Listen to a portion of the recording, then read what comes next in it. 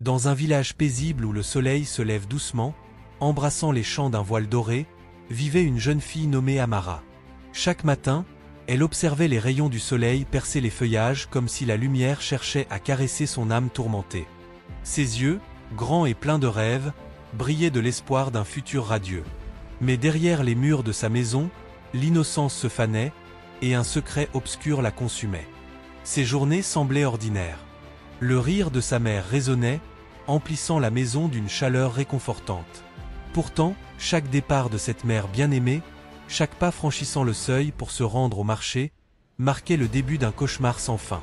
Chaque seconde semblait s'étirer, chaque tic-tac de l'horloge résonnait comme le conte à rebours d'un destin cruel. Son père. Cet homme que tout le village respectait. Cet homme dont les mots étaient aussi doux que le miel lorsqu'il saluait les voisins. Un pilier des célébrations et des cérémonies. Mais dans le silence de leur foyer, il n'était plus que l'incarnation du mal. Chaque porte fermée devenait une prison, et chaque cri muet restait suspendu, étranglé par la peur. Ses doigts rugueux se transformaient en chaînes invisibles, étouffant la liberté d'Amara avant même qu'elle ne puisse s'échapper. Le glas de la liberté d'Amara sonnait chaque fois que la porte se refermait derrière sa mère. Chaque fermeture de verrou était un coup de marteau scellant le cercueil de ses rêves. Un matin, alors que le chant des coqs perçait la tranquillité de l'aube, sa mère partit comme à son habitude. La maison sembla retenir son souffle. Amara sentit l'air s'épaissir, le poids de l'angoisse s'abattre sur ses frêles épaules. Son père, qui arborait habituellement un masque de bienveillance, la fixait maintenant avec des yeux froids et dénués de pitié. « Viens ici, Amara » murmura-t-il, sa voix traînante, glaciale, semblable au sifflement d'un serpent prêt à frapper. Chaque mot s'insinuait dans l'esprit de la jeune fille comme un poison. Amara sentit son corps se raidir.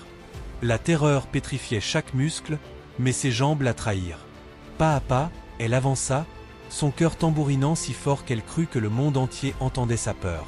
Le sang pulsait à ses tempes, chaque battement marquant la chute d'une innocence sacrifiée. Chaque geste était une lutte. Ses mains tremblaient comme des feuilles sous un vent violent. Ses yeux, grands ouverts, cherchaient désespérément une issue. Mais les murs de la maison, jadis protecteurs, semblaient se resserrer autour d'elle, comme des chaînes invisibles. Le sol semblait se dérober sous ses pieds, et l'air était devenu une mer épaisse où elle se noyait lentement. La honte devint une compagne constante. Le dégoût d'elle-même, un poison insidieux qui empoisonnait chaque pensée. Chaque fois que l'horreur se reproduisait, Amara se murait un peu plus dans le silence.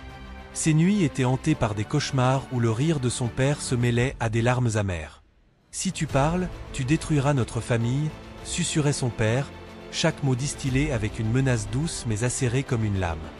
Chaque promesse de douleur future résonnait comme un verdict irrévocable.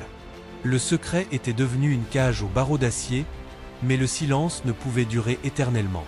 Ses lèvres, scellées par la peur, commencèrent à trembler sous le poids de son fardeau. Un jour, poussée par une force qu'elle ne comprenait pas, ses pas vacillants la menèrent vers Nana, la vieille femme du village. Nana, aux cheveux blancs comme la neige des montagnes lointaines, avait des yeux profonds, pleins des histoires et des larmes de générations. Ses mains ridées, tendues vers Amara, portaient le poids du réconfort et des promesses brisées réparées par la compassion. Face à elle, Amara se sentit enfin vue. Elle ouvrit la bouche, et un torrent de mots enfouis jaillit. Chaque larme roulait comme une rivière brisant ses digues. Chaque mot devenait une clé qui tournait dans la serrure de son âme emprisonnée. Nana écouta sans interrompre, ses yeux remplis d'une tristesse silencieuse. Puis, avec une voix empreinte de sagesse, elle dit « Le silence est l'allié du mal, ma fille. Mais aujourd'hui, tu as brisé tes chaînes. Nous allons agir. » Le chemin vers la justice n'était pas facile. Chaque pas semblait un combat contre des tempêtes invisibles. La peur rôdait encore, mais l'espoir avait planté ses racines. Avec le soutien de Nana, Amara alerta les autorités. Pour la première fois, elle vit les rouages de la justice se mettre en marche. Son père, jadis un homme respecté, fut conduit enchaîné, sous le regard médusé du village. Chaque cliquetis des menottes résonnait comme la fin d'un règne de terreur. Le courage d'Amara fut une étincelle dans l'obscurité, éclairant le chemin de nombreuses filles qui, à leur tour, trouvèrent la force de parler. Les murs du silence s'effondraient, un à un, et le village ne serait plus jamais le même. Une marée de vérité engloutissait les mensonges du passé.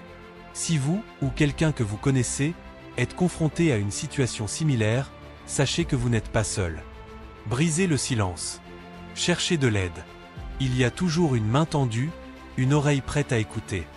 Chaque voix peut être un éclat de lumière dans les ténèbres. Abonnez-vous à notre chaîne pour découvrir d'autres récits de courage, des histoires qui inspirent le changement. Activez la cloche de notification pour ne manquer aucune de nos vidéos. Merci d'avoir regardé.